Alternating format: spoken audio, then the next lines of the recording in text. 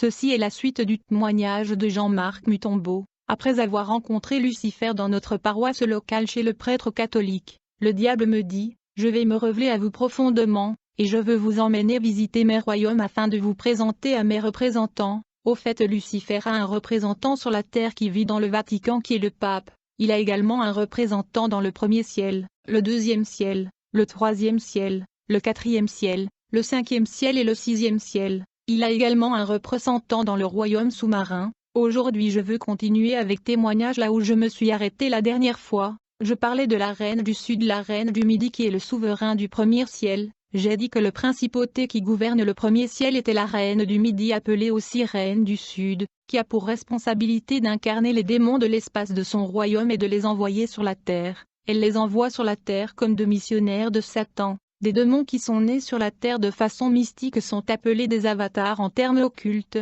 Le but de la reine du sud qui dirige le premier ciel est donc d'envoyer des avatars sur la terre. Et ces démons qui sont nés sur la terre physiquement sont responsables de la création de mouvements occultes comme le yoga, le franc-maçon, la rose-croix et autres. Ils sont aussi des hommes d'affaires, des célébrités musicales et cinématographiques. Ils sont des savants, des chimistes et des théologiens. Ici nous avons le pentacle de la reine du sud. Il y a une main qui est tendue vers le ciel et qui lui demande l'aide en matière de procréation, parce qu'elle est la mère de la fécondité. Cette main peut être celle du féticheur ou du charlatan qui fait une invocation vers la reine du midi, et nous voyons un autre main qui est tendue vers le bas qui est la main de la reine du midi qui vient répondre au charlatan ou féticheur qui demandait son intervention pour qu'elle donne à la femme des enfants. Les trois cercles ayant des croix à l'intérieur représentent des ovaires des femmes. Les croix à l'intérieur de ces cercles ou ovaires représentent des bébés qui sont maudits, puisqu'ils sont des démons envoyés sur la terre par la reine du sud pour détruire l'homme. Ces bébés sont des avatars, ou des démons physiques. La deuxième responsabilité de la reine du midi consiste à envoyer et propager la maladie sur la terre, et ces maladies sur la terre voyagent en espace comme des flèches, précisément à midi et à minuit qui sont des heures de pointe pour les royaumes de ténèbres. Il est écrit dans Psaume 91 verset 5, « Tu ne craindras ni les terreurs de la nuit, ni la flèche qui vole de jour, ni la peste qui marche dans les ténèbres, ni la contagion qui frappe en plein midi. » Ce verset biblique parle des maladies et des flèches qui sillonnent la terre à midi et à minuit. Nous parlons de la reine du midi qui lance des maladies sur la terre à midi et à minuit. Elle est aussi invoquée à midi et minuit. Après cette visite au premier ciel, nous avons voyagé au deuxième ciel avec le diable lui-même. Le deuxième ciel est un royaume dans le firmament qui est gouverné par la reine du ciel qui a pour mission d'inspirer les hommes sur la terre de créer des fausses religions occultes et apostates. La reine du ciel est une sirène de l'espace qui s'appelle Marie Marguela, ou Marie de Marigüe. Au fait elle a beaucoup de noms puisqu'elle est adorée dans plusieurs pays du monde. Dans la Rome antique elle était adorée comme Vénus. En Éphèse elle était adorée comme Diane. Les Anglais l'appellent Notre-Dame. D'autres l'adorent comme Ithar et d'autres comme Aphrodite. Comme vous pouvez le voir nous avons ici le pentacle de la reine du ciel. Si vous prenez le chaînette de sœur catholique et vous les tournez vous verrez ce pentacle, qui est appelé médaille miraculeuse de la Sainte Vierge Marie. Mais elles ne vous diront jamais ce qu'est la lettre M, et le 12 étoiles autour de la lettre M. Nous constatons qu'il y a 12 étoiles autour de la lettre M. En fait cette lettre M est l'abréviation de nom Marguela, ou Marie Marguela, qui est le nom de la reine du ciel. Elle est la soi-disant Sainte Vierge Marie, la mère du Christ. La reine du ciel Marie Marguela a 12 esprits autour de son trône qui sont représentés ici par 12 étoiles dans ce pentacle. La reine du ciel a pour mission de signer des pactes et des alliances avec des hommes qui veulent commencer des nouvelles cultes ou nouvelles religions sur la terre. Elle a pour but d'amener l'humanité à adorer faux dieux et des idoles par l'entremise de fausses religions et groupes cultes. Ceci est sa mission. Elle envoie les 12 esprits qui entourent son trône en mission sur la terre de temps en temps. La mission de ces 12 esprits qui entourent son trône consiste à donner des révélations aux humains. Je veux dire des fausses révélations mensongères. Ces esprits entrent dans des alliances avec les humains afin que ces derniers puissent les adorer et vénérer sur terre comme Dieu par le moyen de la fausse religion. Ils sont à la base de tout le mouvement spirituel satanique sur la terre. Ils ont beaucoup des églises, des religions et des mouvements spirituels. Lorsque j'ai rencontré la reine du ciel, elle me demanda de trouver une église sur la terre pour prier, mais pas n'importe quelle église, seulement celle qui les appartient. La reine me dit, « Vous devriez vous choisir une église ou un mouvement religieux relié à mon royaume. » Puis elle dit, « Mes églises et mes religions peuvent être identifiées par des signes et des symboles que vous devriez connaître. » Alors elle me montra des signes et des symboles qui identifient les églises et les mouvements religieux qui lui appartiennent. Bien-aimé, il est écrit dans Jérémie 10 verset 2, Ainsi parle l'Éternel, n'apprennent pas le chemin des nations, et ne soient pas effrayés par les signes des cieux, bien que les nations soient terrifiées par eux. Certains de ces signes et symboles dont la Reine du ciel a fait référence peuvent être vus dans les logos et les bannières des églises occultes. Par exemple, nous avons ce signe ici, c'est le principe qui guide ces fausses églises et religions. Nous avons ici une croix et un S au-dessus de la croix qui est Satan au-dessus de la croix. Cela veut aussi dire Satan l'opposant et adversaire de la croix et du message de la croix. Les sectes chrétiennes appellent ce signe l'Esprit Saint, mais c'est faux. La caractéristique principale de fausses églises est la dégradation du nom de Jésus. Nous pouvons le voir avec la secte de témoins de Jéhovah, où le nom Jéhovah est préférable au nom de Jésus. La même chose dans l'Église catholique où Marie est le médiateur qui est élevé et honoré plus que Jésus. Même chose avec le branhamisme et le kimbagisme, c'est leur leader spirituel qui est plus vénéré que Jésus-Christ. Dans ces fausses religions il y a aussi ce symbole ici, qu'on appelle le clé mystique. Dans de fausses religions il prétend que si vous ne croyez pas à leur message c'est la perdition, car Jésus-Christ lui-même a laissé la clé du royaume à leur leader l'apôtre Pierre, mais en vrai dire cela n'est pas le cas. Vous pouvez voir cette clé sur le cercueil du pape. Ceci est symbolique des fausses religions, parce que dans la fausse religion les chefs spirituels diront que si vous ne croyez pas à son message c'est la perdition. C'est le cas pour le témoin de Jéhovah, le branhamisme, le kimbanguisme, le catholicisme, et la Bible fait référence à cette clé mystique, quand Jésus a dit aux pharisiens, « Malheur à vous, scribes et pharisiens hypocrites, parce que vous fermez aux hommes le royaume des cieux, vous n'y entrez pas vous-même, et vous n'y laissez pas entrer ceux qui veulent entrer. » Il y a des religions avec le dogme et les idées et les doctrines diaboliques, et quand vous les suivez la porte du paradis est fermée pour vous, et ce symbole ici est une pyramide qui est dans le dollar américain, et l'œil sur la pyramide montre la classe supérieure de la société humaine. C'est un symbole des Illuminati qui est une branche du franc-maçon. Dans cette secte satanique, ce sont des rituels et le sacrifice humain qui prévaut, et cet œil est celle des cancars, la secte occulte.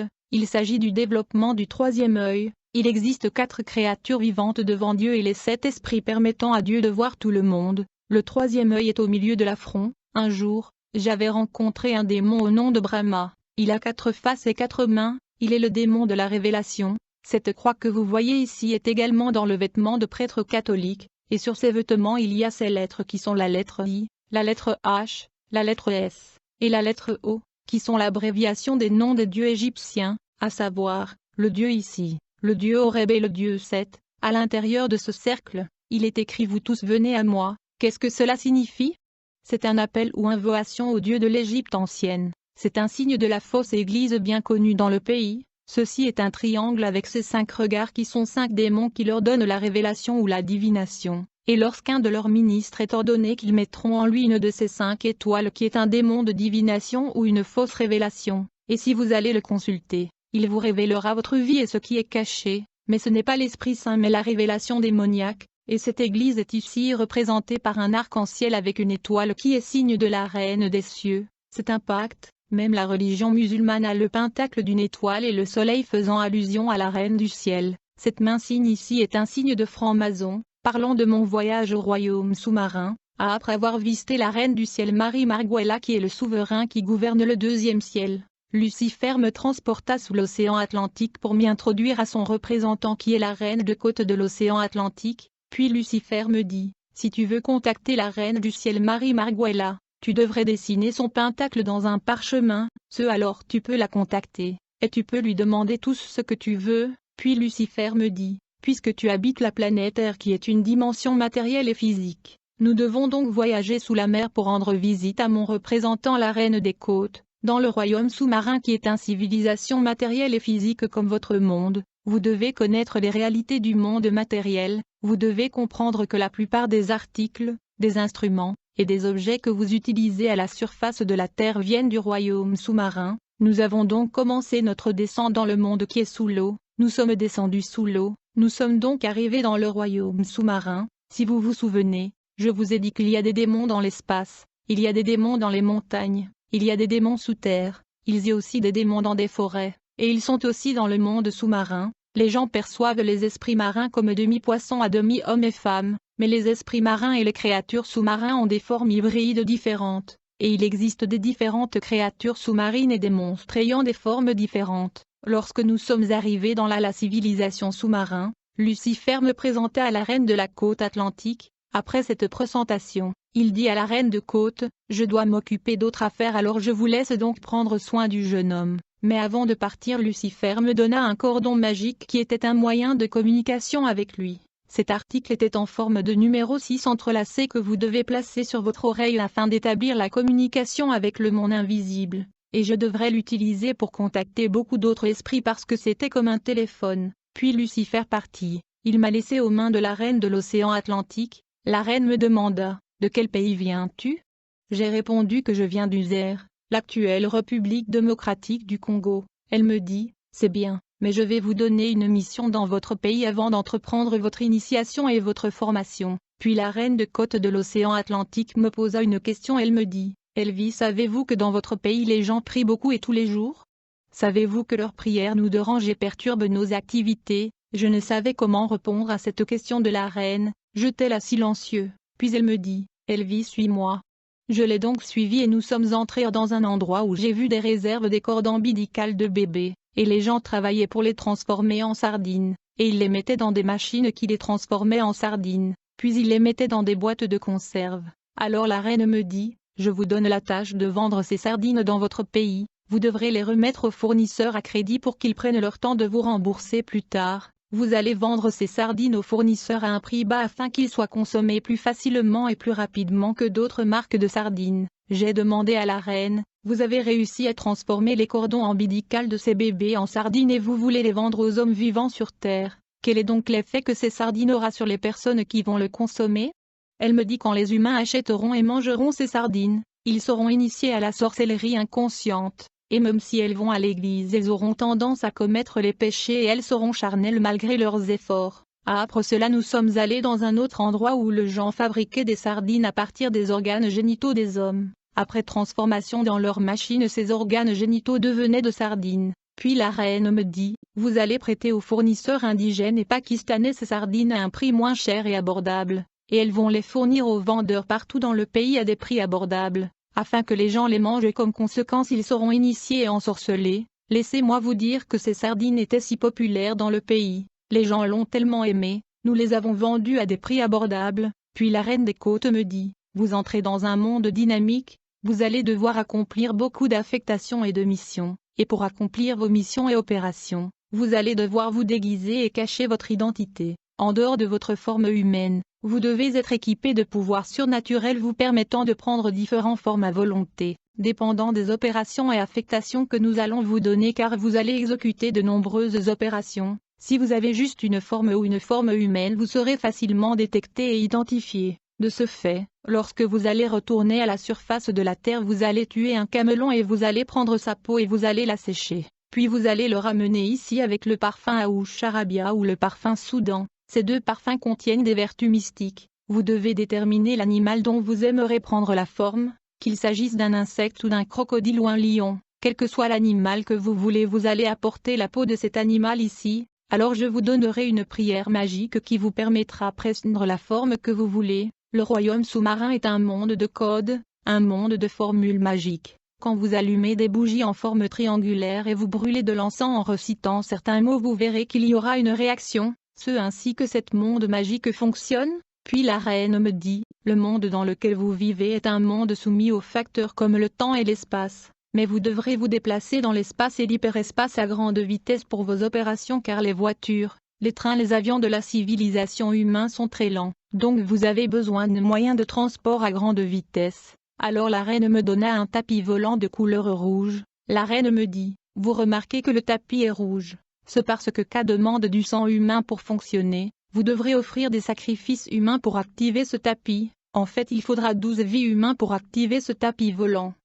Quand j'ai entendu la reine de côte parler de 12 vies humaines j'étais silencieux, puis elle me dit, je vais vous donner une baguette magique, elle a la forme du lettre P, qui signifie puissance. Avant de voyager vous devez frapper la baguette magique sur le tapis volant, et vous allez préciser la destination ou le nom du pays où vous voulez voyager en le citant. Par conséquent le tapis volant va se déplacer et voyager dans la vitesse de la pensée, une vitesse extraordinaire vers votre destination. Vous pouvez voyager du Zaire vers l'Amérique en 2 ou 3 minutes parce qu'un avion est très lent. Puis la reine de côte me dit, Beaucoup de choses que vous utilisez à la surface de la Terre viennent d'ici. Nous les concevons dans notre royaume dans différentes industries de fabrication et conception. Puis elle m'amena dans une grande salle. Lorsque nous sommes entrés dans cette salle, j'étais ébloui car j'ai vu toutes sortes de personnalités. La reine m'y informa que ces gens étaient des plus grands modélistes, stylistes et créateurs du monde. Ils sont les concepteurs et créateurs de la plupart des vêtements que les gens portent à la surface de la Terre. Si vous voulez devenir tailleur et concevoir des vêtements de mode qui seront populaires à la surface de la Terre, vous aurez besoin de venir ici comme tout le monde. Les personnes que vous voyez ici sont celles qui conçoivent les modèles que vous portez à la surface car la mode et les modèles sont originaires d'ici. En fait, je me souviens dans la Bible il est écrit que Dieu est contre la tendance étrangère. Ici la Bible ne se réfère pas à un pays étranger mais il se réfère à des choses ayant une origine non terrestre, il se réfère au monde non physique et au monde invisible. Le monde physique a ses propres voies et sa culture. Le monde du diable a aussi sa culture et ses tendances, et la Bible est contre la culture, les manières et les tendances du monde invisible. Mais malheureusement ce sont leurs agents qui fabriquent et créent des articles que nous utilisons à la surface de la Terre. Alors la reine de Côte m'amena visiter des industries de fabrication et conception dans ce royaume sous-marine. J'ai vu des machines qui fabriquent des savons et des lotions. J'ai vu des industries de production et conception des produits de maquillage, des produits de beauté de toutes sortes.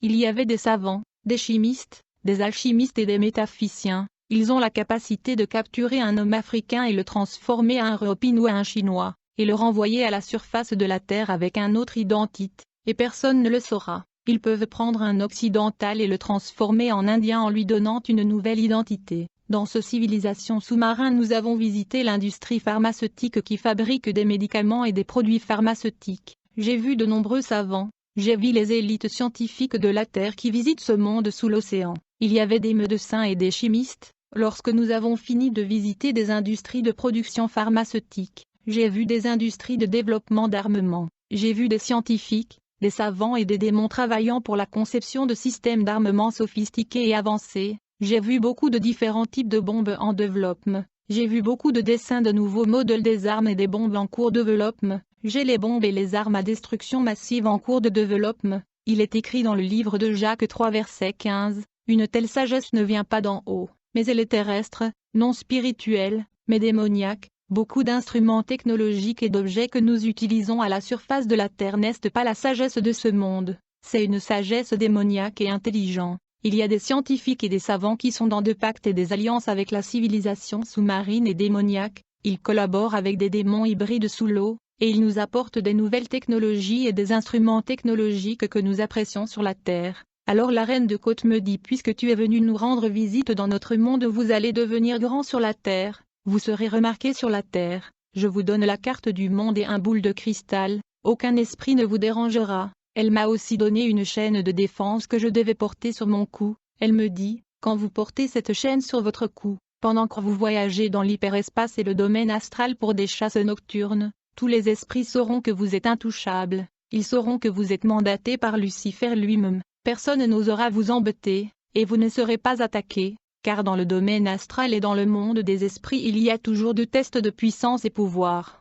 Lorsque vous rencontrez un sataniste ou un sorcier même un démon, ils ont tendance à essayer de vous tester et même vous attaquer. Puis la reine de Côte me dit, Elvie, maintenant que vous connaissez ce que vous êtes supposé connaître, il est temps pour vous retourner à la surface de la Terre dans votre pays. Si vous avez besoin de moi vous n'avez qu'à venir au bord du fleuve. Et vous allez reciter cette prière d'invocation, comme résultat mes serviteurs vont apparaître et vous allez soumettre vos préoccupations, vous pouvez leur donner une lettre et elles vont me les donner. Les serviteurs dont la reine de l'océan Atlantique faisait référence sont des sirènes des eaux, les grandes dames de la mer. Puis la reine me dit, normalement pour me voir c'est pas facile, il y a beaucoup de protocoles et des abstinences à faire. Si vous n'êtes pas passé par les protocoles et les conditions c'est parce que celui qui vous a emmené ici est notre leader Lucifer.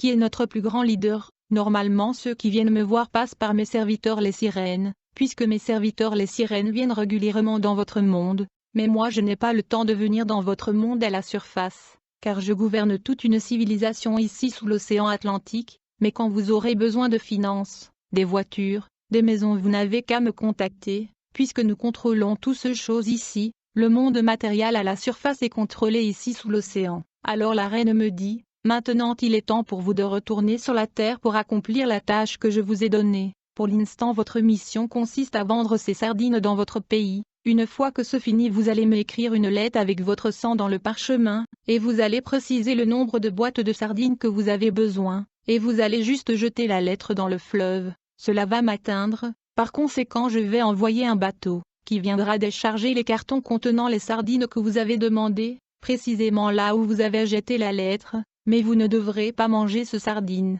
car il est destiné aux hommes ordinaires afin de les initier à la sorcellerie inconscient, vous n'êtes qu'un fournisseur. Après ceci la reine de Côte me ramena sur la terre, je suis atterri dans l'enceinte de la paroisse là où Lucifer m'avait pris, le prêtre était absent, quand il est revenu il me salua et me demanda, « Comment vous avez trouvé le monde invisible ?»